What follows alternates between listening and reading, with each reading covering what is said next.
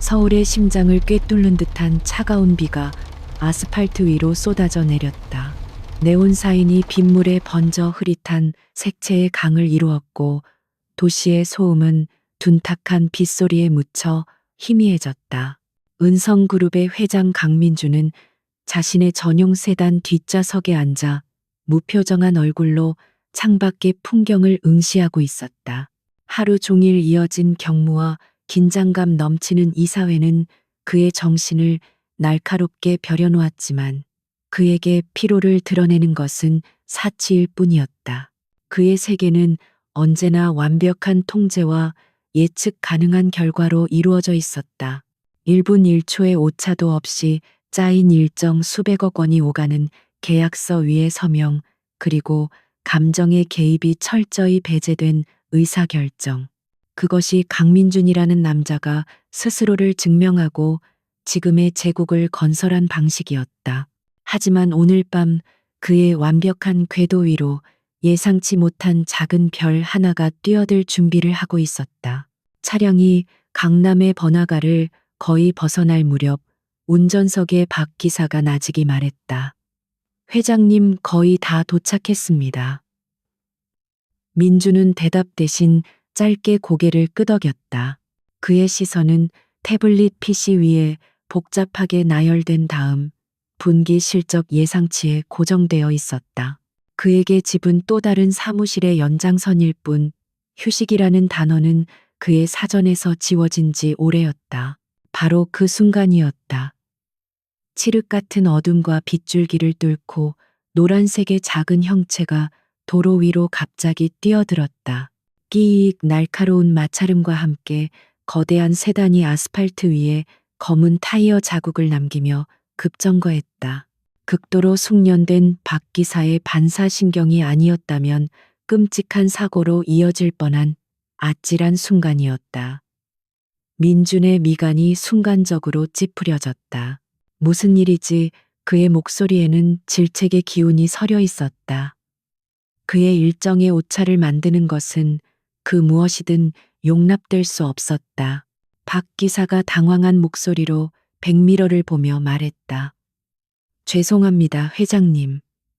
어린아이가 갑자기 차 앞으로 뛰어들었습니다. 경호팀의 차량이 즉시 뒤따라 멈춰 섰고 검은 정장을 입은 경호원들이 우산을 들고 차에서 내렸다.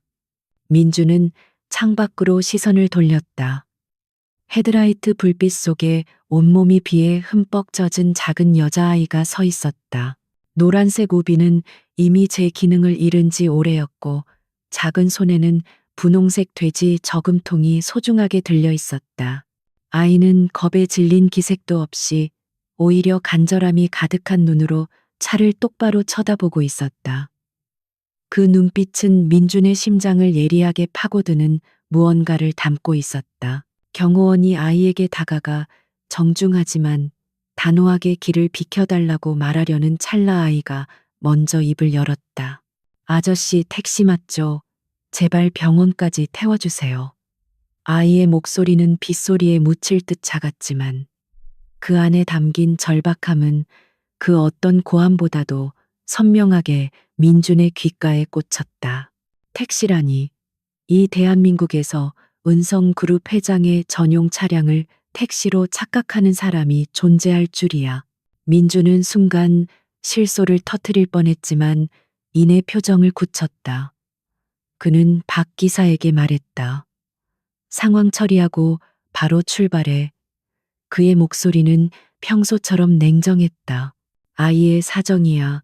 어찌 되었든 그가 관여할 일이 아니었다. 세상의 모든 불행에 일일이 신경 쓰다 보면 지금의 자리에 오를 수도 없었을 것이다. 이것 역시 그가 세운 철칙 중 하나였다. 경호원은 아이를 부드럽게 인도로 데려가려 했다. 하지만 아이는 완강하게 버티며 다시 한번 외쳤다. 엄마가 아파요. 빨리 가지 않으면 안 돼요. 돈은 여기 있어요. 아이는 품에 안고 있던 돼지 저금통을 흔들어 보였다. 짤랑거리는 동전 소리가 빗속에서 처량하게 울려 퍼졌다. 그 소리와 함께 민준의 머릿속에서 오랫동안 잊고 있던 어떤 기억의 파편이 스쳐 지나갔다. 그것은 아주 오래전 모든 것을 잃고 절망에 빠졌을 때 한 여인이 그에게 건넸던 따뜻한 위로와 닮아 있었다. 왜 하필 지금 이 순간 이 아이에게서 그 여인의 그림자를 느끼는 것인지 알 수 없었다. 하지만 그의 철옹성 같던 마음에 아주 작은 균열이 생기기 시작했다. 그는 자신도 모르게 입을 열었다. 잠깐. 박 기사와 경호원들의 시선이 일제히 그에게 쏠렸다. 민주는 잠시 침묵하다가 결국 자신의 철칙을 깨는 결정을 내렸다. 아이를 차에 태워. 그 말에 박 기사의 눈이 커졌다. 회장님. 하지만 안전상의 문제가. 민준이 그의 말을 잘랐다. 내 책임이다. 일단 아이가 말하는 병원으로 가. 그의 목소리에는 더 이상의 이 일을 허용하지 않는 힘이 실려 있었다. 경호원이 아이를 부축해 뒷좌석 문을 열었다. 작은 아이 이하은은 잠시 망설이다가 조심스럽게 차 안으로 올라탔. 최고급 가죽 시트는 빗물에 젖은 아이의 작은 몸을 어색하게 감쌌다. 차 안에는 어색한 침묵이 흘렀다. 민주는 자신의 옆에 앉은 작은 생명체를 어떻게 대해야 할지 몰라 그저 창밖만 바라보았다. 아이는 그런 그를 힐끗 쳐다보더니 작은 목소리로 말했다. 감사합니다, 아저씨. 민주는 대답하지 않았다. 대신 아이에게 물었다. 이름이 뭐지? 아이는 조금 놀란 듯 했지만 이내 또박또박 대답했다. 이하은이에요. 하은, 어딘가 익숙한 이름이었다. 민주는 가슴 한구석에서 피어오르는 미묘한 감정을 애써 억누르며 다시 물었다. 어머니는 어디가 어떻게 편찮으신 건데? 하은의 눈에 금세 눈물이 그렁그렁 맺혔다. 엄마가 갑자기 쓰러졌어요. 숨을 잘 못 쉬고. 119에 전화했는데 너무 늦을 것 같아서 엄마가 서울중앙병원으로 가야 한다고 했어요. 아이의 서툰 설명 속에서 민주는 상황의 심각성을 직감했다. 그는 즉시 박 기사에게 지시했다. 서울중앙병원 응급실에 연락해서 최고의 의료팀을 대기시켜. 은성그룹 강민준 회장의 이름으로. 박 기사는 군말 없이 즉시 전화를 걸기 시작했다. 하은은 그가 하는 말을 다 이해하지는 못했지만 무언가 대단한 일이 벌어지고 있다는 것은 어렴풋이 느낄 수 있었다. 아이는 그저 옆에 앉은 차갑고 무서워 보이는 아저씨가 사실은 좋은 사람일지도 모른다고 생각했다. 그리고 자신도 모르게 중얼거렸다. 엄마가 그랬는데 세상에는 보이지 않는 곳에서 도와주는 키다리 아저씨가 진짜로 있대요. 그 말에 민준의 심장이 쿵 하고 내려앉았다. 키다리 아저씨. 그것은 과거에 그와 헤어진 연인 한서연이 그에게 붙여준 별명이었다. 어떻게 이 아이가 그 별명을 알고 있는 것일까? 우연일까? 민준의 머릿속이 복잡하게 얽히기 시작했다. 그는 애써 태어난 척하며 하은에게 다른 질문을 던졌지만 이미 그의 마음은 걷잡을 수 없이 과거를 향해 달려가고 있었다. 7년 전 그는 세상의 전부였던 한 여자를 떠나보내야 했다. 아무런 설명도 없이 편지 한 장만을 남기고 사라져 버린 여자. 그녀를 찾기 위해 모든 노력을 기울였지만 그녀는 마치 세상에 존재하지 않았던 사람처럼 흔적도 없이 사라졌다. 그 상처는 그의 마음에 깊은 흉터를 남겼고 그를 지금의 냉철하고 무감정한 남자로 만들었다. 차는 서울중앙병원 응급실 앞에 미끄러지듯 멈춰섰다. 민준이 연락한 덕분에 병원 관계자들이 미리 나와 대기하고 있었다. 하은은 차문이 열리자마자 쏜살같이 달려나갔다. 엄마 아이의 외침이 응급실의 소란 속으로 사라졌다. 민주는 차에서 내리지 않고 그저 아이의 뒷모습을 묵묵히 지켜보았다. 이제 그의 역할은 끝났다. 그는 다시 자신의 세계로 돌아가야 했다.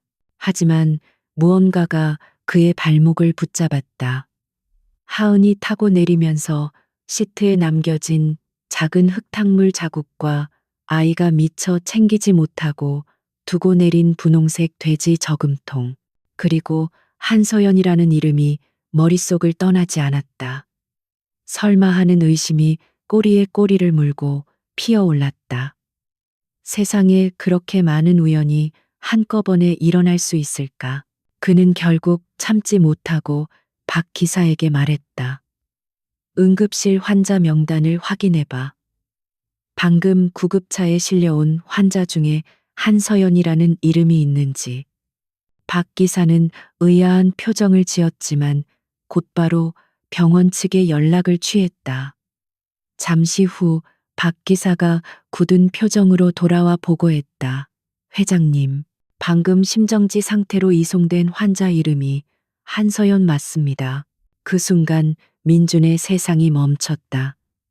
그의 완벽하게 통제되던 세계에 거대한 파문이 일었다. 그는 굳게 닫혀있던 차문을 열고 비가 쏟아지는 밖으로 나섰다. 경호원이 급히 우산을 받쳐들었지만 그는 아랑곳하지 않고 성큼성큼 응급실을 향해 걸어갔다. 그의 심장은 평생 느껴보지 못한 속도로 격렬하게 뛰고 있었다. 응급실 안은 전쟁터처럼 혼란스러웠다. 하은은 수술실 문 앞에서 작은 몸을 웅크린 채 울고 있었다. 민주는 아이에게 다가가지 못하고 멀리서 그 모습을 지켜보았다. 그리고 잠시 후 의사가 다급하게 외치는 소리가 들렸다. 환자 혈액형이 희귀 혈액형이라 수혈팩이 부족합니다. 직계 가족 없습니까? 그 외침에 민준의 발걸음이 우뚝 멈췄다. 한서연의 혈액형. 그것은 자신과 같은 희귀 혈액형이었다. 모든 퍼즐 조각이 하나로 맞춰지는 듯한 충격이 그의 온몸을 덮쳤다.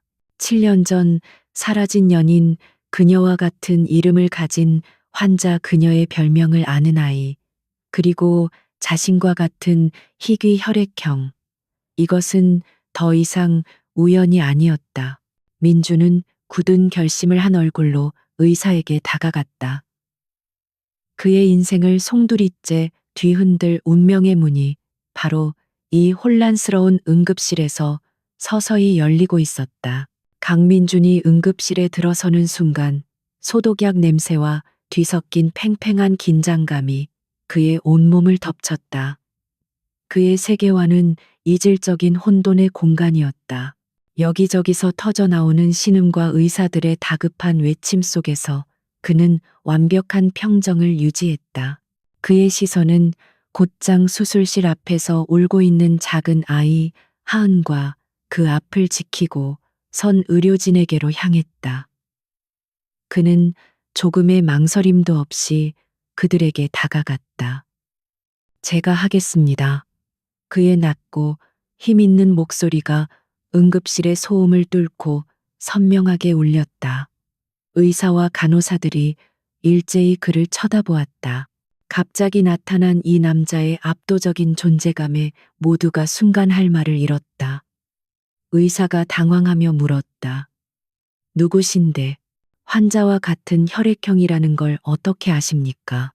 민주는 대답 대신 자신의 신분증과 함께 은성그룹의 의료자문위원장에게서 받은 확인 문자를 보여주었다. 그의 신원을 확인한 의사의 얼굴에 놀라움이 스쳐 지나갔다. 대한민국 경제계의 정점에 있는 인물이 왜 이런 곳에 직접 나타났는지 의문이었지만 지금은 그런 것을 따질 때가 아니었다. 환자의 생명이 경각에 달려 있었다. 이쪽으로 오시죠. 간단한 검사 후에 바로 체열을 시작하겠습니다. 민주는 말없이 의사를 따라 체열실로 들어갔다. 그의 팔에 차가운 주사바늘이 파고드는 동안 그의 시선은 줄곧 수술실 문에 고정되어 있었다. 따뜻한 피가 몸에서 빠져나가 튜브를 통해 혈액팩으로 흘러들어갔다. 그것은 7년 만에 한서연에게 전해지는 그의 첫 온기였다. 그는 눈을 감았다. 잊었다고 생각했던 과거의 기억들이 봇물 터지듯 밀려왔다. 햇살 좋은 봄날 도서관에서 처음 만났던 그녀의 맑은 미소, 서툰 솜씨로 끓여준 김치찌개를 세상에서 가장 맛있는 음식이라며 먹어주던 그녀의 따뜻함, 그리고 그의 차가운 세상을 유일하게 녹여주었던 그녀의 사랑. 그녀는 언제나 빛이었다. 야망과 냉혹함으로 가득 찬 그의 인생에서 유일한 안식처였다. 그런데 왜 떠났을까? 왜 그토록 흔적도 없이 사라져야만 했을까? 수백 번, 수천 번을 곱씹었던 질문이 다시 그의 심장을 찔렀다. 분노와 그리움, 그리고 알 수 없는 죄책감이 뒤섞여 그의 내면을 휘저었다. 그는 체열이 끝난 후에도 한참 동안 그 자리에 앉아 있었다. 정신을 차린 그는 즉시 박 기사에게 전화를 걸었다. 그의 목소리는 평소보다 한 톤 낮고 무거웠다.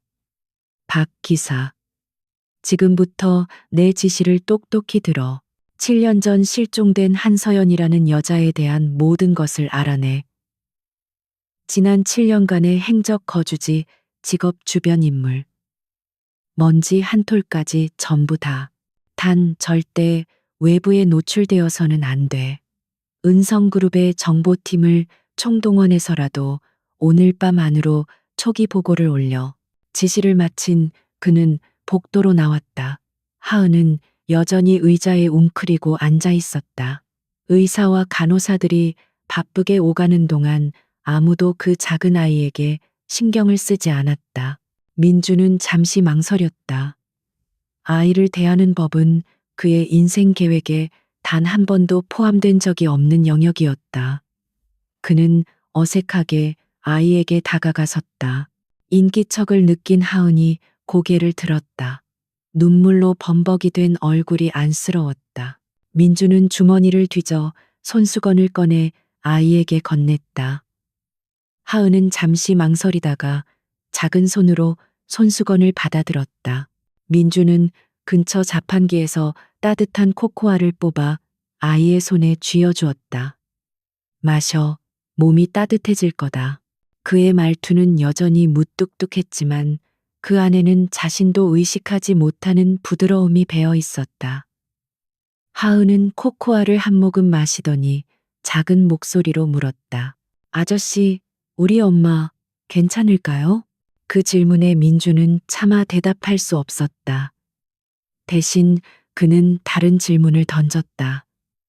아버지는 어디 계시니? 하은은 고개를 저었다. 아빠 없어요. 엄마가 그랬는데 아빠는 하늘나라에서 제일 큰 별이 돼서 저랑 엄마를 지켜보고 있대요. 아이의 순진한 대답이 비수가 되어 민준의 가슴에 밝혔다. 하늘의 별이라니. 그는 바로 여기 지옥 같은 현실 속에서 살아 숨쉬고 있는데 그때 그의 시선이 하은의 목에 걸린 작은 목걸이에 닿았다. 낡고 빛이 바랜 은색 목걸이. 달 모양의 작은 펜던트였다. 민준의 심장이 멎는 듯했다. 저 목걸이는 7년 전 그가 서연의 생일에 직접 디자인해서 선물했던 것이었다. 세상에 단 하나뿐인 물건. 이제 모든 의심은 확신이 되어 그의 온몸을 옥죄기 시작했다. 하은은 그의 딸이었다. 얼마나 시간이 흘렀을까. 수술실 문이 열리고 의사가 나왔다. 수술은 성공적으로 끝났습니다. 다행히 고비는 넘겼습니다. 정말 천운이었습니다. 의사의 말에 민주는 자기도 모르게 안도의 한숨을 내쉬었다. 하지만 의사는 이내 심각한 표정으로 덧붙였다. 하지만 환자분의 상태가 좋지 않습니다. 오랜 기간의 영양실조와 극심한 스트레스가 원인인 것 같습니다. 당분간 중환자실에서 경과를 지켜봐야 합니다. 오랜 기간의 영양실조와 스트레스, 그 단어들이 민준의 뇌리에 깊이 박혔다. 그가 최고급 레스토랑에서 수십만 원짜리 식사를 할 때 그의 여자와 아이는 어디선가 굶주리고 있었다는 뜻이었다. 그가 수천억 원짜리 계약을 성사시키며 환호할 때 그들은 공포와 스트레스에 시달리고 있었다는 의미였다. 견딜 수 없는 분노와 자신에 대한 혐오감이 치밀어 올랐다.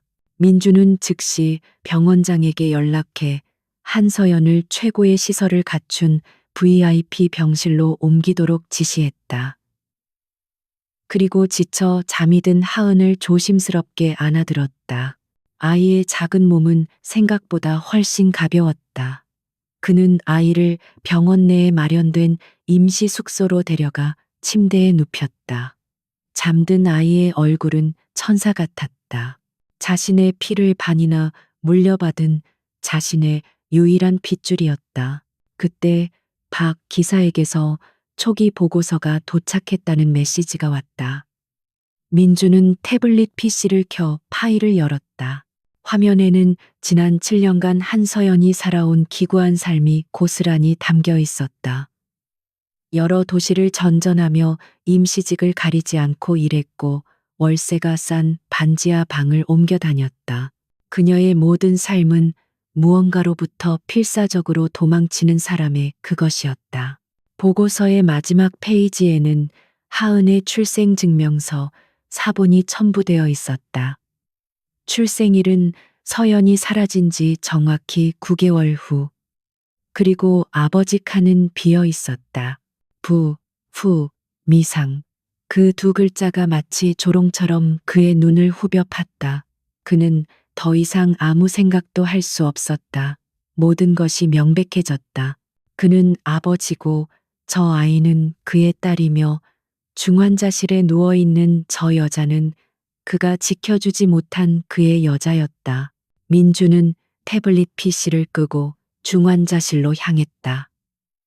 유리창 너머로 각종 의료기기에 둘러싸여 잠들어 있는 서연의 창백한 얼굴이 보였다. 7년의 세월은 그녀에게서 많은 것을 앗아갔지만 그의 기억 속 아름다운 모습은 여전히 남아 있었다. 그는 차가운 유리에 손을 짚었다. 서연아, 대체 왜 누가 널 이렇게 만든 거야? 그의 목소리는 분노와 슬픔으로 가늘게 떨리고 있었다. 이제 그의 질문은 만약이 아니라 왜 그리고 누가가 되었다. 그는 반드시 그 답을 찾아내고 그의 여자와 아이를 이렇게 만든 자를 지옥 끝까지 쫓아 대가를 치르게 하리라 다짐했다. 서울의 밤하늘을 지배하는 마천루의 꼭대기, 태양그룹의 최진환 회장은 자신의 집무실에서 도시의 야경을 내려다보고 있었다. 발 아래 펼쳐진 수백만 개의 불빛은 마치 그가 정복한 영토처럼 느껴졌다. 그의 손에 들린 값비싼 와인잔 속의 붉은 액체가 도시의 네온 사인을 머금고 탐욕스럽게 일렁였다. 그에게 세상은 약육강식의 법칙이 지배하는 거대한 사냥터였고 그는 그곳의 최상위 포식자였다. 그는 방금 전 끝난 비밀스러운 만찬의 여운을 즐기고 있었다. 정계의 거물들과 검은 돈을 주고받으며 또 하나의 거대한 프로젝트를 손에 넣었다. 모든 것이 그의 계획대로 순조롭게 흘러가고 있었다. 7년 전 그의 발목을 잡을 뻔했던 마지막 불안 요소마저 제거했다고 생각했다. 하지만 완벽하다고 믿었던 그의 세계에 예기치 못한 균열이 생겨나고 있었다. 똑똑. 조심스러운 노크 소리와 함께 그의 충실한 하수인이자 해결사인 안 실장이 방 안으로 들어왔다. 그의 얼굴에는 평소의 냉철함 대신 초조함과 두려움이 서려 있었다. 최진화는 와인잔을 내려놓지 않은 채 그저 야경의 시선을 고정한 채 물었다. 일은 깔끔하게 처리됐겠지. 쓸데없는 보고는 생략하고 결과만 말해. 그의 목소리에는 절대적인 자신감이 묻어 있었다. 안 실장은 마른 침을 삼키며 어렵게 입을 열었다. 죄송합니다, 회장님. 계획에 차질이 생겼습니다. 그 순간 최진환의 주변 공기가 얼어붙는 듯했다. 그는 천천히 몸을 돌려 안 실장을 쳐다보았다. 그의 눈빛은 부드러웠지만 그 안에는 상대를 얼어붙게 만드는 살기가 담겨 있었다. 차질이라. 내 계획에 그런 단어가 존재했던가. 목표물 한서연이 갑자기 쓰러져 병원으로 이송되었습니다. 저희 사람들이 손을 쓰기 직전에 구급차가 도착했습니다. 안 실장의 목소리가 기어들어갔다. 최진원의 미간이 미세하게 좁혀졌다. 병원이라. 그것 참 귀찮게 됐군. 그래서 그는 한서연보다 그녀와 함께 있던 아이의 행방이 더 궁금했다. 아이는 예상에 없던 변수였기 때문이다. 안 실장의 얼굴이 더욱 하얗게 질렸다. 그게 아이는 현장에서 사라졌습니다. 과직 최진환이 들고 있던 와인잔이 그의 소나기에서 산산조각 났다. 값비싼 크리스털 파편이 그의 손바닥을 파고들어 붉은 피가 흘러내렸지만 그는 전혀 고통을 느끼지 못하는 듯했다. 그의 얼굴에서 부드러운 가면이 벗겨지고 잔혹한 포식자의 본성이 드러났다. 사라져 아이가 제 발로 하늘로 솟기라도 했단 말이냐. 그의 고함에 안 실장은 몸을 움츠렸다. 현장 주변 CCTV를 확인한 결과 아이가 검은색 고급 세단에 타는 모습이 포착되었습니다. 차종과 번호판을 추적하고 있지만 대포 차량이거나 특수하게 관리되는 차량인 듯 추적이 쉽지 않은 상황입니다. 최진화는 피가 흐르는 손으로 턱을 쓰다듬으며 생각에 잠겼다. 한서연, 그리고 아이, 그리고 갑자기 나타난 의문의 고급 세단.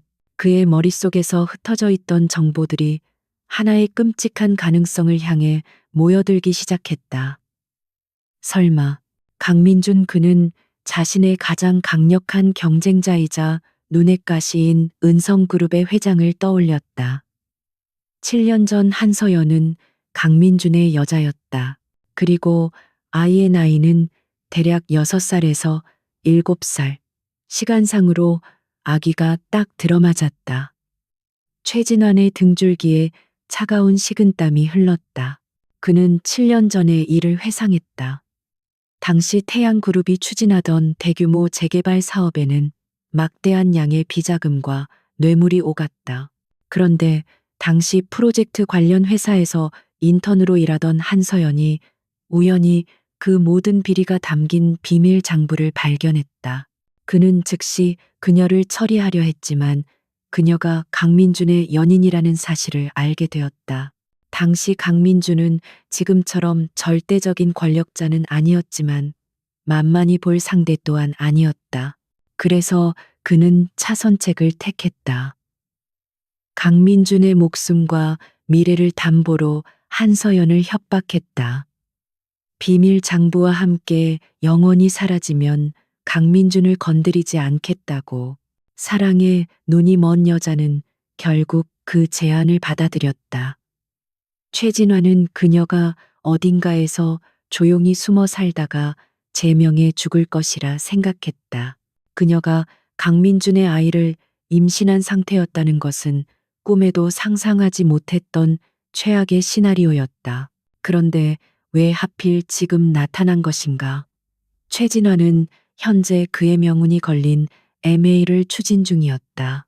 과거의 비자금을 통해 성장시킨 페이퍼 컴퍼니를 이용한 적대적 인수합병. 만약 7년 전의 비밀 장부가 세상에 공개된다면 그의 모든 것이 무너져 내릴 수 있는 절체절명의 순간이었다. 한서연의 등장은 그의 제국에 터지기 직전의 시한폭탄과도 같았다. 게다가 그 폭탄의 뇌관을 강민준이 쥐게 될지도 모르는 상황이었다. 만약 강민준이 모든 진실을 알게 된다면 자신의 아이와 여자가 지난 7년간 어떤 고통을 겪었는지 알게 된다면 그는 상상만으로도 몸서리를 쳤다. 강민준은 자비심이라고는 눈꼽만큼도 없는 냉혈한이었다. 그가 은성그룹의 모든 힘을 동원해 복수를 시작한다면 태양그룹은 흔적도 없이 사라질 것이다. 최진화는 결단을 내려야 했다. 그는 피 묻은 손으로 인터폰을 눌러 비서를 불렀다. 구급상자 가져와. 그리고 안 실장 자네는 아직 할 일이 남았어. 그는 상처를 치료하며 차분하지만 살기 가득한 목소리로 새로운 명령을 내렸다. 수도권의 모든 병원을 뒤져 오늘 밤 실려온 신원 미상의 여자 환자를 찾아내. 그리고 그 아이의 인상착의를 우리 쪽 네트워크에 전부 뿌려. 무슨 수를 써서라도 강민준보다 먼저 그들을 찾아내야 한다. 그의 눈이 번뜩였다. 찾아낸 후에는 더 이상 실수는 용납하지 않는다. 흔적을 남기지 마. 그들이 이 세상에 존재했다는 사실 자체를 지워버려. 그의 말은 사실상의 살인짓이었다.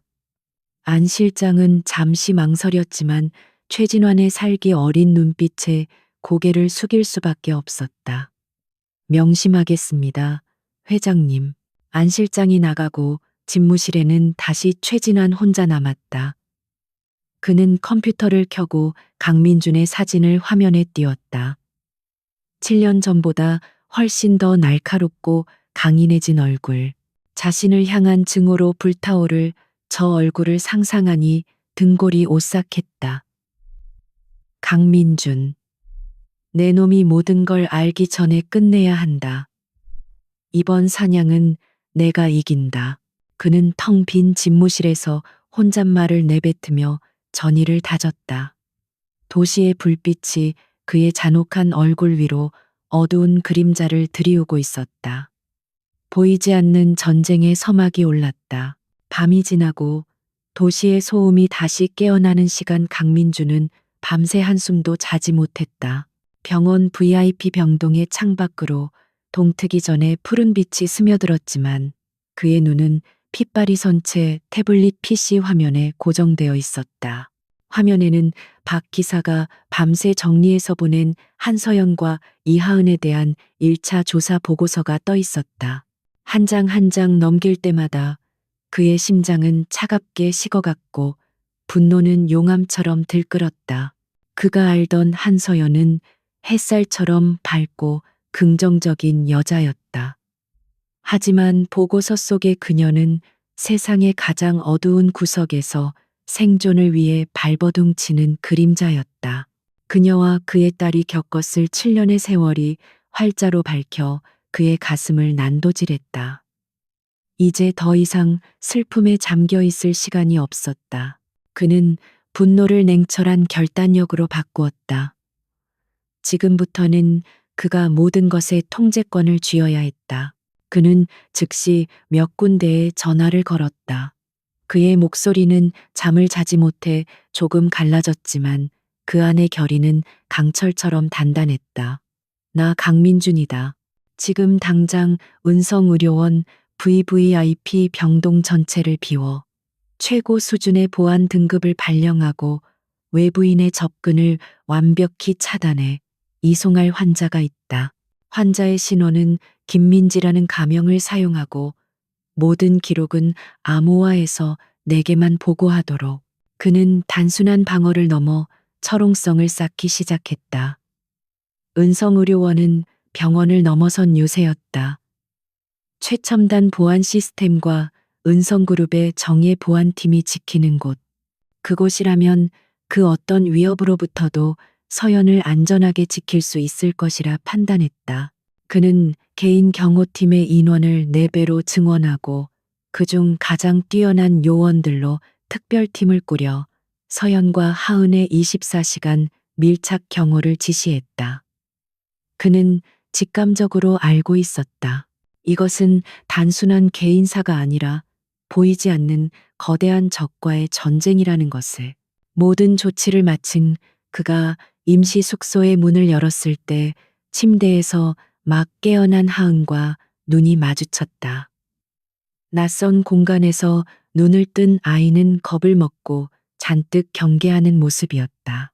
아이의 파란 눈동자에 맺힌 두려움을 보는 순간 민준의 마음 한구석이 아릿하게 저려왔다. 수십 명의 이사들 앞에서 거대한 프로젝트의 향방을 결정하던 그는 지금 작은 아이 하나를 어떻게 안심시켜야 할지 몰라 그 자리에 못 박힌 듯 서 있었다. 엄마는 어딨어요?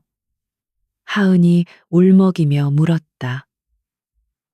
민주는 어색하게 아이에게 다가갔다. 그는 평생 누군가를 위로해 본 경험이 거의 없었다. 네, 어머니는 지금 아주 편안한 곳에서 쉬고 계신다. 최고의 의사들이 돌보고 있으니 곧 건강해지실 거야. 당분간은 나와 함께 지내야 한다. 그의 말투는 마치 사업 보고를 하듯 건조했다. 아이를 안아주거나 머리를 쓰다듬어주는 행동은 그에게 너무나도 어려운 일이었다. 그는 비서를 시켜 아이에게 필요한 모든 것을 공수해왔다. 최고급 브랜드의 아동복방 하나를 가득 채울 만큼의 장난감, 그리고 유명 파티시에가 만든 달콤한 케이크. 그는 돈으로 해결할 수 있는 최선의 것을 제공했다. 하지만 하은은 그 모든 것에 관심을 보이지 않았다. 아이가 원하는 것은 물질적인 풍요가 아니라 엄마의 품과 따뜻한 위로의 말 한마디였다. 어른들의 세계에서는 만능이었던 그의 방식이 이 작은 아이 앞에서는 무용지물이었다. 어색한 침묵 속에서 하은이 불쑥 질문을 던졌다. 그 질문은 민준의 예상을 완전히 벗어난 것이었다. 아저씨, 혹시 제 아빠예요? 아이의 순수한 질문이 예리한 칼날이 되어 그의 심장을 찔렀다. 그는 아무 대답도 할 수 없었다. 긍정도 부정도 하지 못한 채 그의 얼굴에 순간적으로 스쳐 지나간 고통과 슬픔의 그림자를 하은은 놓치지 않았다. 아이는 놀랍게도 더 이상 묻지 않고 오히려 작은 손으로 그의 옷자락을 꼭 쥐었다. 그 작은 온기에 민준의 얼어붙었던 감정의 벽에 다시 한번 균열이 갔다. 그는 아직 스스로를 아빠라고 인정할 준비가 되지 않았지만 아이에게 최소한의 진실을 말해주기로 결심했다. 나는 아주 오래전에 내 어머니에게 무척 소중한 사람이었다. 그는 하은을 데리고 병원을 나와 그의 펜트하우스로 향했다. 도시 전체가 내려다 보이는 차갑고 거대한 유리와 강철의 성. 그곳에 작고 따뜻한 온기를 지닌 하은이 들어서는 순간 그의 흑백 같던 공간에 처음으로 색채가 더해졌다. 하은이 신기한 듯 집안을 구경하는 동안 박 기사가 직접 서류 봉투를 들고 찾아왔다. 그 안에는 민준이 밤새 지시해서 얻어낸 그와 하은의 유전자 검사 결과 보고서가 들어 있었다. 그는 떨리는 손으로 서류를 열었다. 친자 관계 확률 99.99%. 이미 알고 있던 사실이었지만 공식적인 문서로 확인하는 것은 전혀 다른 무게로 다가왔다. 그는 이제 더 이상 추측이나 의심의 여지가 없는 한 아이의 아버지였다. 그는 보고서를 내려놓고 거실 한가운데서 값비싼 현대미술 조각품을 인형처럼 가지고 노는 하은을 바라보았다. 지난 7년간 그의 삶의 목표는 오직 은성그룹을 최고의 자리에 올려놓는 것이었다. 하지만 이제 그의 삶에 새로운 목표가 생겼다. 바로 저 아이와 아이의 엄마를 지키는 것, 그리고 그들을 고통 속에 몰아넣은 자를 찾아내어 그가 가진 모든 것을 동원해 파멸시키는 것. 그의 차가운 야망에 뜨거운 분노와 책임감이라는 불이 붙었다. 민주는 결심을 굳혔다. 그는 조용히 하은에게 다가가 아이의 눈높이에 맞추기 위해 무릎을 꿇었다. 그의 인생에서 누군가를 위해 자세를 낮춘 것은 처음이었다. 하은아, 그의 목소리를 듣고 아이가 고개를 들었다. 민주는 아이의 눈을 똑바로 바라보며 그의 인생을 건 약속을 했다. 이제부터 내가 너와 엄마를 지켜줄게. 다시는 누구도 너희를 함부로 대하거나 아프게 하지 못하게 할 거야. 그의 선언은 한 명의 아버지가 딸에게 하는 세상에서 가장 무거운 맹세였다. 강민준의 펜트하우스는 더 이상 단순한 주거 공간이 아니었다. 도시의 불빛이 아득하게 내려다 보이는 거대한 서재는 이제 은성그룹의 심장부라 할 수 있는 전략 지휘소, 즉 워룸으로 변모했다. 여러 개의 대형 스크린에는 실시간으로 업데이트되는 데이터와 암호화된 통신 기록, 그리고 복잡한 인물 관계도가 쉴 새 없이 떠올랐다. 이곳에서 강민주는 보이지 않는 적을 향한 전쟁을 시작했다. 그의 곁에는 그림자처럼 충직한 박 기사, 이제는 정보팀을 총괄 지휘하는 박 실장이 서 있었다. 그의 팀은 지난 48시간 동안 잠도 잊은 채 한서연의 7년을 역추적했다. 회장님 중간 보고입니다. 한서연 씨는 지난 7년간 총 15번 거주지를 옮겼습니다. 대부분 위장 신분을 사용했고 현금 위주의 생활을 해서 추적이 쉽지 않았습니다. 박 실장의 목소리는 낮고 침착했다. 그는 스크린에 한반도 지도를 띄우고 서연이 거쳐간 도시들을 붉은 점으로 표시했다. 특이한 패턴이 발견되었습니다. 한 곳에 6개월 이상 머무르거나 정규직에 가까운 일자리를 얻었을 때 어김없이 주변에서 신원미상의 인물들에게 위협을 받거나 불가해한 사고가 발생했습니다. 그 직후 한서연 씨는 모든 것을 버리고 다른 도시로 도망쳤습니다. 누군가 그녀가 평범한 삶을 사는 것을 철저히 방해해 온 것입니다. 민준의 눈빛이 얼음장처럼 차가워졌다. 이것은 그녀가 단순히 과거로부터 도망친 것이 아님을 의미했다.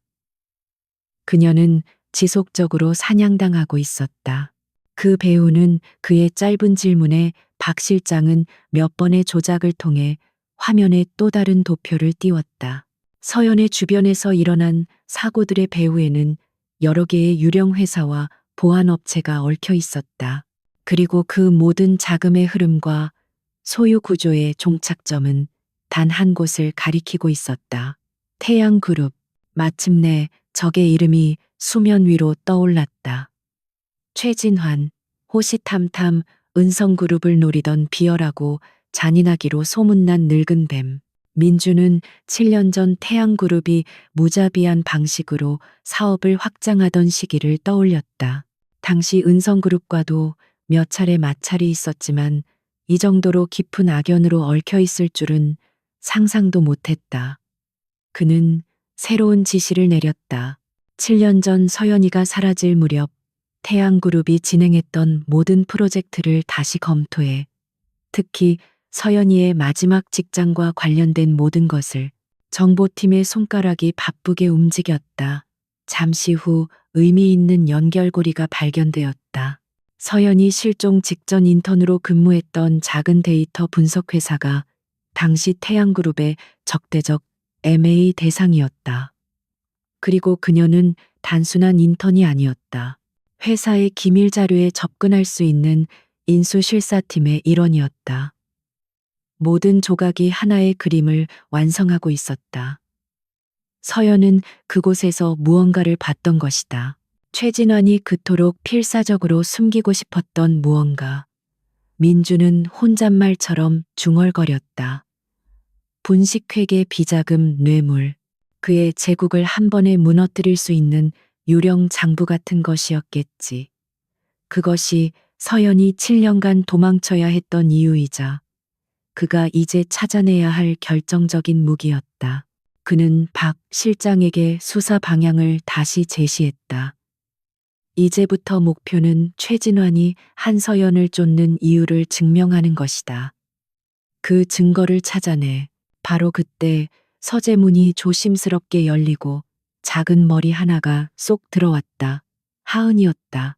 아이는 차가운 데이터와 음모로 가득 찬 이 공간과 어울리지 않는 유일한 존재였다. 아이는 아빠의 심각한 얼굴을 보더니 조심스럽게 다가와 물었다. 아빠 뭐해요? 나쁜 사람 잡는 경찰 같아요. 아이의 엉뚱한 비유에 민준의 얼굴에 아주 희미한 미소가 스쳐 지나갔다. 그는 하은을 자신의 무릎에 앉혔다. 평소 같으면 상상도 할 수 없는 일이었다. 비슷해. 아빠는 엄마랑 하은이를 아주 오랫동안 괴롭힌 나쁜 아저씨를 혼내주려고 준비하는 중이야. 다시는 우리 앞에 나타나지 못하게. 그는 아이가 알아들을 수 있는 가장 쉬운 말로 자신의 전쟁을 설명했다. 아이의 존재는 그에게 이 싸움의 이유를 다시 한번 각인시켜 주었다. 이것은 기업 간의 냉정한 전쟁이 아니라 한 가족의 생존을 건 절박한 싸움이었다. 하은을 다시 방으로 돌려보낸 후 민준의 눈빛은 더욱 단단해졌다. 그는 더 이상 은성그룹의 회장 강민준이 아니었다. 그는 한 아이의 아버지이자 한 여자의 남자였다. 그의 결심이 굳어지던 바로 그 순간 박 실장이 다급한 목소리로 그를 불렀다. 회장님 방금 막 태양그룹 안 실장의 암호화된 통신 일부를 해독하는데 성공했습니다. 한서연 씨가 쓰러지던 날 밤에 발송된 메시지입니다. 스크린에 짧은 문장 하나가 떠올랐다. 민주는 그 문장을 읽는 순간 온몸의 피가 차갑게 식는 것을 느꼈다. 목표 2번, 아이는 새로운 변수. 둘 다 위치 확보 후 무력화할 것. 최우선 과제, 무력화. 그 단어는 재계의 암투에서 흔히 쓰이는 은어였다. 그것은 단순한 제압이나 감시를 의미하지 않았다. 그것은 제거, 즉 살인을 의미하는 코드였다. 이제 모든 것이 명확해졌다. 최진화는 처음부터 서연을 살려둘 생각이 없었다. 그리고 이제 그 칼날은 자신의 딸 하은에게까지 향하고 있었다. 민준의 얼굴에서 모든 감정이 사라지고 절대적인 분노만이 서늘하게 남았다. 그는 더 이상 적의 공격을 기다리며 방어만 할 수 없었다. 적이 사냥을 시작했다면 이제는 사냥꾼의 위치를 바꿔줄 차례였다. 그는 박 실장을 돌아보며 지시했다. 이제부터 반격의 시간이다. 그의 목소리는 펜트하우스의 차가운 공기를 가르며 선전포고처럼 울려 퍼졌다. 은성의료원 VVIP 병동의 공기는 평온함으로 가득 차 있었다. 최상급 호텔 스위트룸을 방불케 하는 넓은 공간에는 부드러운 클래식 음악이 흐르고 있었고 창밖으로는 잘 가꿔진 정원이 보였다. 며칠 만에 의식을 되찾은 한서연은 이 모든 것이 비현실적으로 느껴졌다. 그녀의 기억은 월세 30만 원짜리 비좁은 반지하 방에서 하은을 끌어안고 공포에 떨던 것이 마지막이었다. 그녀는 천천히 몸을 일으켰다. 온몸이 욱신거렸지만 정신은 점차 또렷해졌다. 그때 문이 열리고 간호사가 들어와 그녀의 상태를 확인했다. 안정되셨다니 다행이네요. 아이는 걱정 마세요. 보호자분께서 안전한 곳에서 아주 잘 돌보고 있습니다. 보호자. 그 낯선 단어에 서연의 가슴이 철렁 내려앉았다. 그녀는 떨리는 목소리로 물었다. 보호자가 누구죠? 그리고 제 딸 하은이는 어디에 있나요? 바로 그 순간 평온하던 병실의 분위기를 깨는 날카로운 진동이 민준의 펜트하우스에 있는 박 실장의 휴대폰에서 울렸다. 회장님 적들이 움직이기 시작했습니다. 저희가 설치해둔 외곽 보안망 3군데에서 동시에 침입 신호가 잡혔습니다. 신원 미상의 인물들이 병원 내부로 잠입한 것으로 보입니다. 박 실장의 보고에 민준의 눈빛이 칼날처럼 날카로워졌다. 올 것이 왔군. 하지만 그의 얼굴에는 당황한 기색이 전혀 없었다. 그는 최진환이 반드시 움직일 것이라고 예상했고 이미 모든 시나리오에 대한 대비를 마친 상태였다. 이것은 위기가 아니라 기회였다. 적의 꼬리를 확실하게 붙잡고 최진환에게 보내는 첫 번째 경고장을 날릴 기회. 그는 마치 체스판의 말을 움직이듯 침착하고 신속하게 명령을 내리기 시작했다. A팀은 계획대로 알파 루트를 통해 목표를 안전 가옥으로 이동시켜 B팀은 중앙 통제실을 장악하고 모든 출입구를 봉쇄해 C팀은 현 위치에서 대기하며 내 신호를 기다린다. 사냥은 지금부터다. 쥐 한 마리도 빠져나가지 못하게 해. 그의 지시는 워룸의 스크린을 통해 즉시 현장의 보안팀에게 전달되었다. 병원 전체가 소리 없는 전쟁 상태에 돌입했다. 병실에 있던 서연은 아무것도 눈치채지 못했다. 잠시 후 덩치 큰 남자 2명이 병실로 들어왔다. 그들은 민준의 정예 경호팀이었다. 한서연 씨 긴급 상황입니다. 저희를 따라오셔야겠습니다. 서연은 저항할 틈도 없이 이동식 침대에 태워져 어디론가 급히 옮겨졌다. 복도를 지나는 동안 그녀는 창밖에서 검은 옷을 입은 남자들이 병원 건물로 잠입하는 것을 목격하고 숨을 삼켰다. 7년간 그녀를 괴롭혔던 악몽이 현실이 되어 눈앞에 나타난 것이다. 한편 최진환의 하수인들을 이끄는 안 실장은 자신들이 완벽하게 잠입했다고 확신하고 있었다. 그는 병원 내부 조력자에게서 얻은 정보대로 VVIP 병동을 향해 은밀하게 이동했다. 그의 목표는 한서연을 납치하고 가능하다면 아이까지 확보하는 것이었다. 그는 목표물이 있는 병실 문 앞에 도착하자 부하들에게 수신호를 보냈다. 그들이 문을 파쇄하고 방 안으로 진입하는 데는 단 5초도 걸리지 않았다. 하지만 그들을 맞이한 것은 텅 빈 침대와 서늘한 공기뿐이었다. 없다. 목표가 사라졌다. 안 실장이 당황하여 소리치는 순간 쿵 하는 굉음과 함께 복도의 모든 비상 셔터가 내려왔다. 병동 전체가 거대한 강철 감옥으로 변해버렸다. 복도의 조명이 붉은색 비상등으로 바뀌었고 스피커에서는 기계적인 경고음이 울려 퍼졌다. 속았어. 이건 함정이다. 안 실장은 그제야 자신들이 사냥꾼이 아니라 사냥감이었다는 사실을 깨달았다. 펜트하우스에서 모든 상황을 지켜보던 민준의 입가에 차가운 미소가 걸렸다. 이제 C팀을 투입해 전부 생포해 배우를 실토하게 만들 중요한 손님들이다. 그의 명령에 따라 병동의 다른 쪽에서 대기하던 민준의 보안팀이 일제히 움직이기 시작했다. 막다른 길에 몰린 최진환의 부하들과 민준의 정예 요원들 사이에 팽팽한 대치 상황이 벌어졌다. 바로 그때 병원 지하의 비밀 통로를 통해 빠져나온 검은색 세단 한 대가 병원 후문에 멈춰섰다. 차에서 내린 것은 강민준이었다. 그는 직접 이 상황을 마무리하기 위해 현장에 나타난 것이다. 그의 등장은 모든 것을 압도하는 지배자의 강림과도 같았다. 그는 보안팀에 의해 제압당해 끌려 나오는 안 실장 앞에 섰다. 두려움에 떨던 안 실장은 민준의 얼굴을 확인하고 경악을 금치 못했다. 강민준 회장. 민준은 차갑게 그를 내려다보며 말했다. 내 주인이 나를 너무 과소평가했군. 돌아가서 최진환에게 전해라. 사냥은 이제부터 시작이라고. 그리고 다음 사냥감은 바로 내 놈의 주인이라고. 그의 목소리에는 상대의 영혼까지 얼려버릴 듯한 살기가 담겨 있었다. 모든 상황을 정리한 후 민주는 서연이 옮겨진 안전 가옥으로 향했다. 그곳에서 그는 7년 만에 그녀와 얼굴을 마주했다. 서연은 창백한 얼굴로 그를 바라보았다.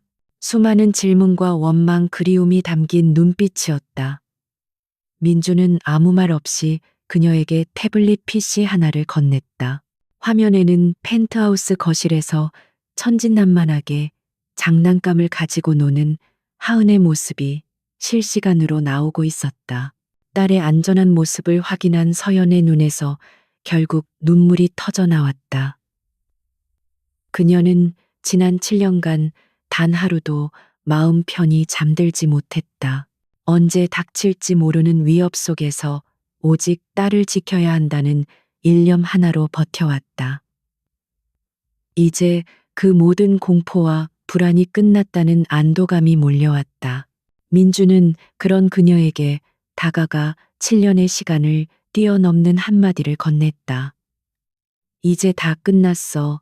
서연아, 더 이상 도망치지 않아도 돼. 내가 왔으니까. 강민준이 마련한 안전가옥은 세상의 모든 소음으로부터 차단된 듯 고요했다. 하지만 그 안을 채우고 있는 강민준과 한서연 사이의 침묵은 그 어떤 소음보다도 무겁게 서로를 짓눌렀다. 7년이라는 시간의 벽이 두 사람 사이에 보이지 않는 강처럼 흘렀다. 수없이 많은 질문과 원망 그리움이 공기 중에 떠다녔지만 누구도 먼저 입을 열지 못했다. 먼저 침묵을 깬 것은 민준이었다. 그의 목소리는 평소의 냉철함 대신 깊은 상처와 혼란으로 미세하게 떨리고 있었다. 왜 말 한마디 없이 떠났어? 내가 얼마나 너를 찾아 헤맸는지 알아. 그는 비난하는 것이 아니었다. 그는 다만 지난 7년간 자신을 괴롭혔던 가장 근원적인 질문에 대한 답을 듣고 싶었다.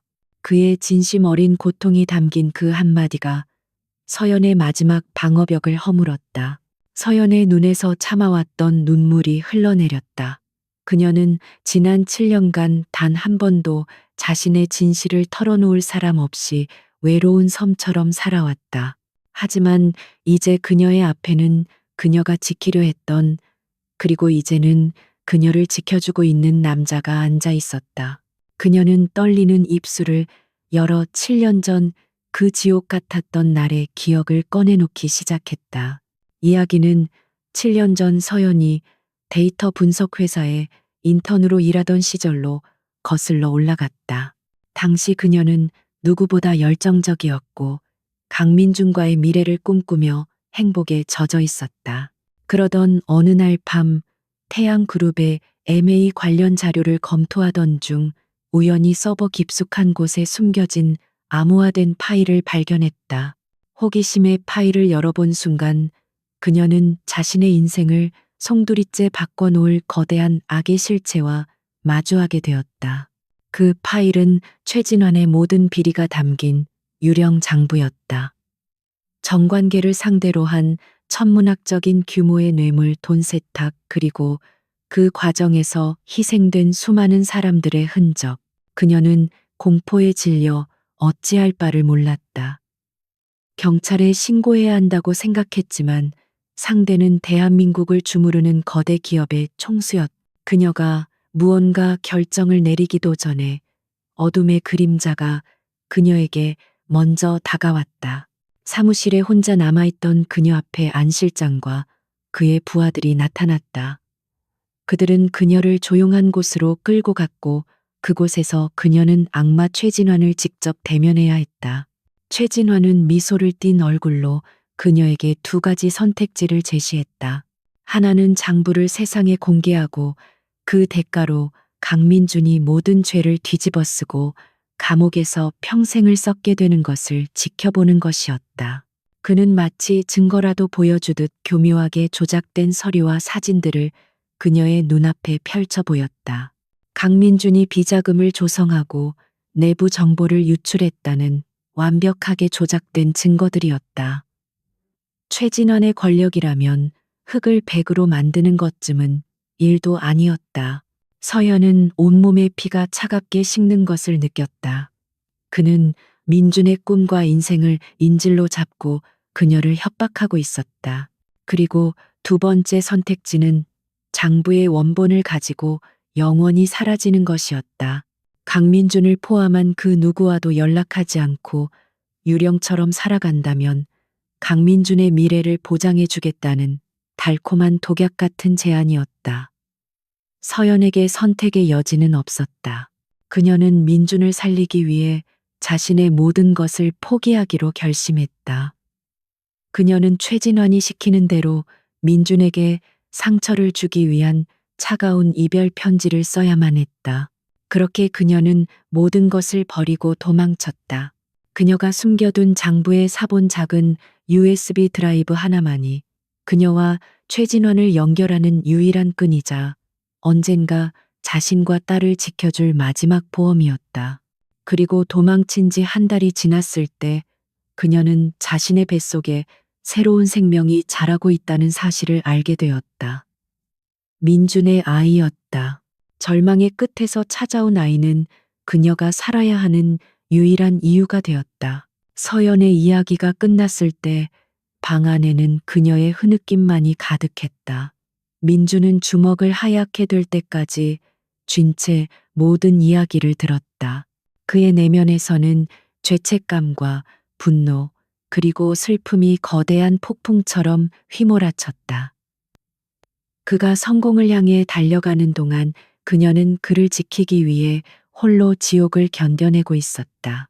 그녀는 그를 버린 것이 아니라 그를 구원했던 것이다. 그는 자리에서 일어나 그녀에게 다가갔다. 그리고 7년 만에 처음으로 그녀의 손을 잡았다. 그의 손은 따뜻하고 단단했다. 그때는 네가 날 지켰지만 이제부터는 내가 너와 하은이를 지킬 차례야. 그의 목소리에는 흔들림 없는 결의가 담겨 있었다. 그의 진심을 느낀 서연은 마침내 마지막 결심을 굳혔다. 그녀는 그에게 최후의 무기를 넘겨주기로 했다. USB는 하은이가 항상 품에 안고 자던 낡은 곰인형 안에 숨겨뒀어. 세상에서 가장 안전한 곳이라고 생각했으니까. 그녀의 고백에 민주는 고개를 끄덕였다. 마침내 모든 진실이 밝혀지고 복수를 위한 가장 강력한 무기가 그의 손에 들어왔다. 과거의 오해와 상처는 이제 서로에 대한 깊은 신뢰와 공동의 목표로 변모했다. 그들은 더 이상 상처받은 연인이 아니라 거대한 악에 맞서는 동지였다. 한서연의 고백으로 마지막 퍼즐 조각이 맞춰지자 강민준의 펜트하우스 지휘소의 분위기는 완전히 달라졌다. 이전까지가 어둠 속에서 적의 실체를 더듬는 방어전이었다면 이제부터는 모든 무기를 손에 쥔 채 적의 심장을 겨누는 선멸전의 시작이었다. 그의 눈빛에서는 슬픔과 분노를 넘어선 목표물을 포착한 사냥꾼의 차가운 집념이 빛나고 있었다. 박 실장이 하은의 방에서 조심스럽게 가져온 낡은 곰인형이 테이블 위에 놓였다. 지난 7년간 하은의 눈물을 닦아주고 친구가 되어주었을 손때 묻은 인형이었다. 민주는 작은 칼을 이용해 인형의 등을 조심스럽게 갈랐다. 손뭉치 사이에서 모습을 드러낸 것은 비닐에 여러 겹사인 작은 USB 드라이브였다. 저 작은 저장 장치 안에 한 거대 제국을 무너뜨릴 힘이 잠들어 있었다. USB를 컴퓨터에 연결하자 복잡한 암호 입력 창이 나타났다. 암호는 우리가 처음 만난 날 하은이의 예정일, 그리고 당신이 내게 처음 해줬던 말의 각 단어, 첫 글자 조합이야. 서연의 목소리는 과거의 기억을 떠올리며 작게 떨렸다. 민주는 잠시 눈을 감고 기억을 더듬었다. 그리고 한치의 망설임도 없이 키보드 위에 손가락을 올려 암호를 입력했다. 화면에 접근 허용이라는 메시지가 떴다. 마침내 모습을 드러낸 유령 장부의 내용은 상상을 초월했다. 태양그룹의 설립부터 현재에 이르기까지 최진환이 저지른 모든 범죄의 역사가 고스란히 담겨 있었다. 수백 명의 정관계 인사들에게 건네진 뇌물의 목록, 해외 조세 피난처를 통한 비자금, 조성 내역, 그리고 경쟁사를 파멸시키기 위해 자행된 불법적인 공작의 증거들. 그것은 단순한 비리, 장부가 아니라 대한민국 상위 1%의 추악한 카르텔을 증명하는 판도라의 상자였다. 민주는 즉시 은성그룹의 최고 전문가들로 구성된 비공식 태스크포스 팀을 소집했다. 법률 금융 그리고 사이버 보안 전문가들이 그의 지휘 아래 일사불란하게 움직이기 시작했다. 이 증거를 단순히 검찰이나 언론에 넘기는 것은 하책이다. 최진원의 거미줄은 우리가 생각하는 것보다 깊고 넓어. 증거는 조작되고 사건은 축소되며 결국 꼬리 자르기로 끝날 거다. 우리는 그가 반격할 시간조차 주지 않고 그의 숨통을 한 번에 끊어야 한다. 그의 전략은 세 방향에서 동시에 진행되는 입체적인 공격이었다. 첫째는 금융 공격. 은성그룹의 해외 법인과 비밀 투자 펀드를 동원해 장부에 기록된 최진환의 유령 회사들의 채권을 사들이고 태양그룹의 주가에 대한 대규모 공매도를 준비했다. 그의 제국을 지탱하는 돈줄부터 말려 죽일 계획이었다. 모든 것은 D-Day에 맞춰 동시에 터지도록 정교하게 설계되었다. 둘째는 법률적 공격. 박 실장은 장부의 내용을 바탕으로 최진환을 기소할 완벽한 시나리오를 만들었다. 그들은 최진환의 영향력 아래에 있는 검찰 조직을 우회하여 과거 그의 공작으로 좌천되었던 강직한 성품의 특별수사팀장에게 익명으로 정보를 전달할 계획이었다. 누구도 막을 수 없는 정의의 칼날을 그의 목에 겨누는 것이었다. 마지막은 여론전이었다.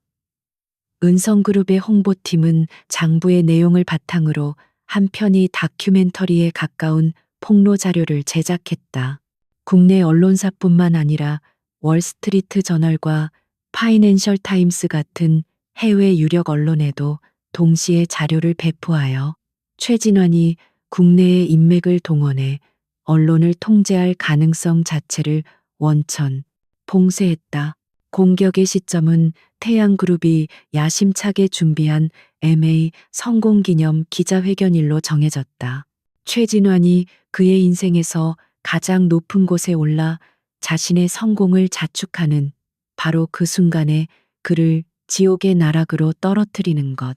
그것이 민준이 준비한 가장 잔인하고 완벽한 복수였다. 모든 준비가 진행되는 동안 민준은 서연과 하은을 돌보는 것도 잊지 않았다. 그는 서연을 위해 완벽한 신분과 해외의 안전한 거처를 마련했고 하은의 이름으로 천문학적인 액수의 신탁 펀드를 조성했다. 이것은 단순히 복수를 위한 싸움이 아니라 그의 가족이 앞으로 살아갈 미래를 지키기 위한 전쟁이었다. 그는 서연에게 자신의 모든 계획을 보여주며 그녀를 안심시켰다.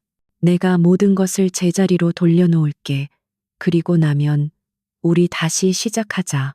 마침내 운명의 날이 밝았다.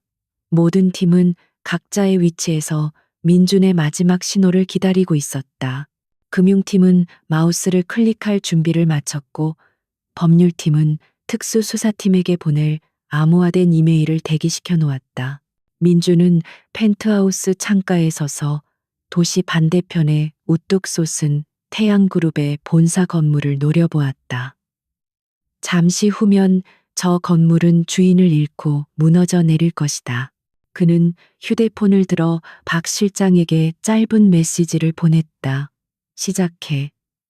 폭풍이 마침내 몰아치기 시작했다. 서울의 최고급 호텔 그랜드 볼룸은 수백 명의 기자들과 재계 인사들로 발 디딜 틈이 없었다.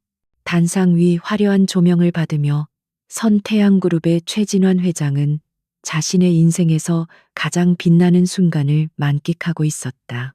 적대적 MA의 성공을 알리는 그의 목소리는 자신감과 오만함으로 가득 차 있었다. 그는 이 승리를 발판으로 숙적인 은성그룹마저 삼켜버릴 야심에 불타고 있었다. 오늘 태양그룹은 새로운 역사를 썼습니다. 이것은 끝이 아니라 위대한 시작일 뿐입니다. 최진환이 두 팔을 치켜들며 연설의 절정을 향해 달려가는 바로 그 순간이었다. 장내에 모인 기자들의 휴대폰이 마치 약속이라도 한 듯 동시에 울리기 시작했다. 처음에는 단순한 해프닝으로 여겼던 분위기가 순식간에 술렁임으로 바뀌었다. 기자들의 표정이 놀라움에서 충격으로 인해 경악으로 변해갔다. 강민준의 신호와 함께 그의 반격이 세상에 그 모습을 드러낸 것이다. 월스트리트 저널에 대한민국 거대 기업 총수의 추악한 연대기라는 제목의 특종 기사를 시작으로 국내외 모든 언론사에서 최진환의 범죄를 폭로하는 기사가 1초 단위로 쏟아져 나왔다. 화면에는 유령 장부의 핵심 내용과 함께 뇌물을 받은 정관계 인사들의 실명까지 거론되고 있었다. 동시에 강민준의 펜트하우스 지휘소에서는 금융 전쟁이 시작되었다. 태양그룹 및 모든 계열사에 대한 공매도 물량을 투하합니다. 최진환의 페이퍼 컴퍼니에 대한 부실 채권 전략 매각을 개시합니다. 그의 팀원들이 내뱉는 말 한마디 한마디가 최진환의 제국을 무너뜨리는 포탄이 되었다. 증권시장의 태양그룹 관련 주식은 개장과 동시에 수직으로 곤두박질치기 시작했다. 법의 심판 또한 예외는 아니었다. 강직하기로 소문난 한동훈 특수수사팀장은 자신의 이메일로 전송된 익명의 제보 파일을 확인하고 자리에서 벌떡 일어났다. 최진환의 범죄를 입증하는 완벽한 증거와 증인들의 진술까지 확보된 자료였다.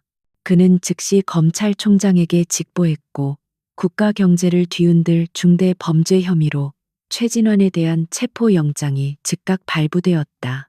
단상 위에 최진환은 자신을 둘러싼 세상이 단 몇 분 만에 어떻게 무너져 내리는지 실시간으로 목격하고 있었다. 그는 처음에는 은성그룹의 비열한 음해 공작이라며 고함을 쳤다. 하지만 비서가 보여주는 태블릿 PC 속에 폭락한 주가, 그래프와 쏟아지는 기사들을 확인한 순간 그는 모든 것이 끝났음을 직감했다. 이토록 완벽하고 전방위적인 공격을 감행할 수 있는 자는 단 한 사람뿐이었다. 강민준. 궁지에 몰린 짐승은 가장 난폭해지는 법이다. 모든 것을 잃었다는 절망감에 이성을 상실한 최진환은 마지막 발악을 결심했다. 그에게는 아직 마지막 패가 남아있다고 생각했다. 인질. 강민준의 유일한 약점. 그는 경호원들의 호의를 받으며 연회장을 빠져나가는 척하며 자신의 마지막 충견에게 미친 듯이 전화를 걸었다. 강민준의 펜트하우스로 가 그 아이를 잡아와 당장. 하지만 강민준은 최진환보다 항상 두 수 앞을 내다보고 있었다. 그는 코너에 몰린 최진환이 자신의 가족을 노릴 것이라는 것까지 계산에 넣고 있었다. 그의 펜트하우스는 이미 외부와 완벽히 차단된 난공불락의 요새였다. 최진환의 부하들이 펜트하우스의 지하 주차장에 진입하는 순간 그들을 맞이한 것은 칠흑 같은 어둠과 그 어둠 속에서 번뜩이는 수십 개의 붉은 레이저 포인트였다. 민준의 최정예의 경호팀은 소리 없이 침입자들을 제압했다. 최진환의 마지막 발악은 그렇게 시작과 동시에 허무하게 막을 내렸다. 민준은 자신의 가족을 가장 위험한 미끼로 사용했지만 그것은 자신의 능력에 대한 절대적인 자신감이 있었기에 가능한 일이었다. 그는 더 이상 그 누구도 자신의 가족을 위협하도록 내버려 두지 않을 생각이었다. 기자회견장은 아수라장으로 변했다. 최진환은 기자들과 경호원들에게 둘러싸여 필사적으로 탈출구를 찾았다. 하지만 그가 도착한 비상구 앞에는 이 모든 폭풍의 눈과도 같은 한 남자가 조용히 서 있었다. 강민준이었다. 그는 이 모든 혼란 속에서도 섬처럼 고요하고 단단했다. 최진환은 그를 보자마자 악에 받쳐 소리쳤다. 내 놈이 감히 나를. 민준은 경멸이 가득한 눈으로 그를 내려다보며 나지막이 말했다. 이건 서연이를 위한 것이다. 그리고 내 놈이 감히 해치려 했던 내 딸을 위한 것이기도 하지. 내 세상은 이제 끝났다. 최진환. 바로 그 순간 최진환 씨 특정 경제 범죄 가중처벌법 위반 혐의로 당신을 긴급 체포합니다. 라는 외침과 함께 특수수사팀 요원들이 들이닥쳤다. 대한민국 경제계를 호령하던 거인은 그렇게 수많은 카메라 플래시 세례 속에서 초라하게 무너져 내렸다. 그는 발버둥치며 끌려가면서도 강민준을 향한 저주를 멈추지 않았다. 하지만 그의 목소리는 사이렌 소리와 기자들의 외침 속에 묻혀 사라졌다. 전쟁은 끝났다. 강민준의 완벽한 승리였다. 그는 잠시 그 자리에 서서 모든 상황이 정리되는 것을 지켜보았다. 그의 얼굴에는 승리감 대신 깊은 피로감이 서려 있었다. 그는 이제 사무실이 아닌 그의 가족이 기다리는 집으로 돌아가야 했다. 최진환의 제국이 무너진 후 몇 주가 흘렀다. 대한민국은 태양게이트라 불리는 거대한 폭풍에 휩싸였다. TV 뉴스는 연일 태양그룹의 비자금과 관련된 정관계 인사들의 소환 및 구속 소식을 전했고, 최진환의 몰락으로 인해 드러난 사회의 추악한 단면은 사람들에게 큰 충격을 안겨주었다. 강민준의 펜트하우스 거실에 놓인 대형 TV에서도 그에 관한 뉴스가 흘러나오고 있었다. 하지만 강민준은 더 이상 뉴스에 집중하지 않았다. 그의 시선은 소파 앞에서 딸 하은과 함께 서툰 솜씨로 레고 블록을 조립하는 데에 쏠려 있었다. 수천억 원짜리 MA를 지휘하던 그의 손은 이제 작은 아이의 성을 만드는데 온 신경을 집중하고 있었다. 그의 세상의 중심이, 그리고 그가 지키고자 하는 대상이 완전히 바뀌었음을 보여주는 풍경이었다. 부엌에서는 한서연이 콧노래를 부르며 저녁 식사를 준비하고 있었다. 그녀가 만드는 맛있는 냄새가 차갑고 미니멀했던 펜트하우스를 따뜻한 온기가 감도는 집으로 만들고 있었다. 그녀는 더 이상 세상의 위협으로부터 도망치지 않았다. 그녀의 얼굴에는 7년 만에 처음으로 되찾은 평온과 행복이 깃들어 있었다. 악몽 같던 밤은 지나고 마침내 그들의 삶에 새로운 아침이 밝아오고 있었다. 저녁 식사 후 잠든 하은의 방을 나온 두 사람은 오랜만에 둘만의 시간을 가졌다.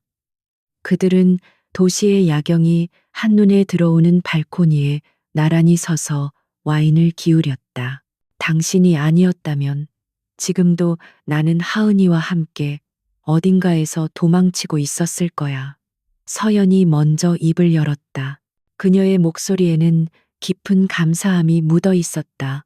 민주는 와인잔을 내려놓고 그녀의 손을 부드럽게 감쌌다. 아니, 내가 더 미안해. 너와 하은이가 그 지옥 같은 시간을 보낼 동안 나는 아무것도 모르고 있었으니까. 평생을 다해도 갚지 못할 빚을 졌어. 그의 진심, 어린 사과에 서연은 고개를 저었다. 그녀는 그의 손을 마주 잡으며 말했다. 우리가 잃어버린 시간은 안타깝지만 우리에겐 앞으로 함께할 시간이 더 많이 남았잖아. 그 말에 민주는 결심을 굳혔다.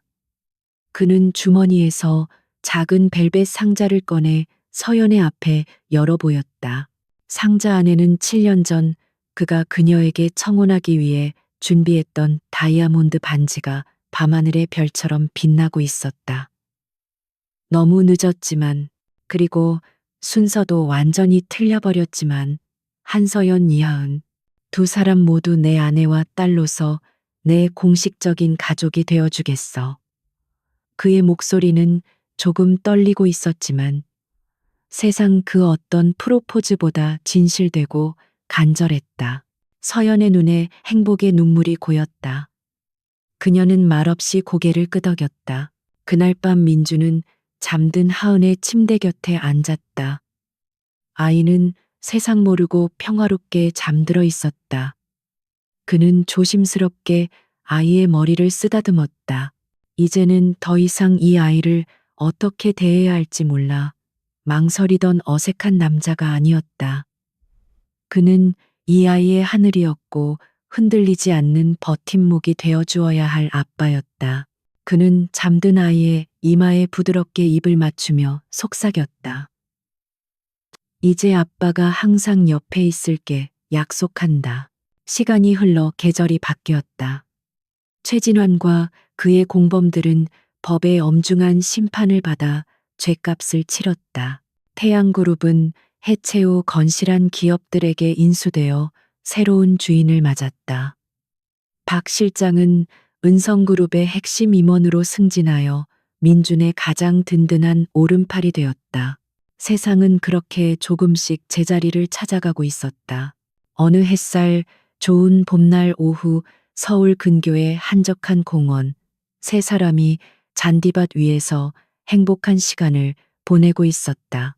하은이는 아빠가 밀어주는 그네를 타며 까르르 웃음을 터뜨렸고, 서연은 벤치에 앉아 그런 두 사람의 모습을 따스한 눈길로 바라보고 있었다.